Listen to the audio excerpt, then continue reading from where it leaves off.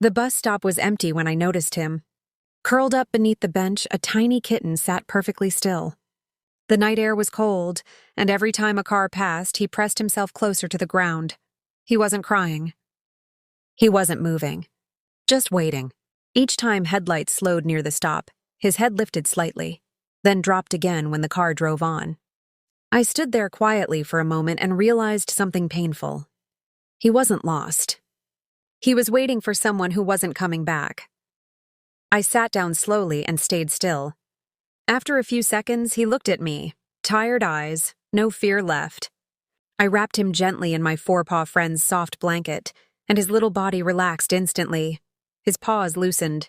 His breathing slowed. That bus stop wasn't shelter. It was just the last place he remembered being left. Tonight, he didn't have to wait anymore. I noticed him near the elevator door, sitting perfectly still. The metal doors opened and closed again and again. People stepped in, stepped out. Shoes passed inches from his paws. He didn't move. Each time the elevator dinged, his ears lifted slightly, then relaxed when nothing happened. Like he thought someone might come back for him, if he waited long enough. I stood to the side and watched quietly. After a moment, he turned his head toward me. Not afraid, just tired of waiting in the wrong place. I knelt down slowly and wrapped him in my FourPawFriends soft blanket. His body softened right away. His eyes closed like the noise finally stopped. That elevator wasn't taking him anywhere. It was just the last place he remembered being with someone.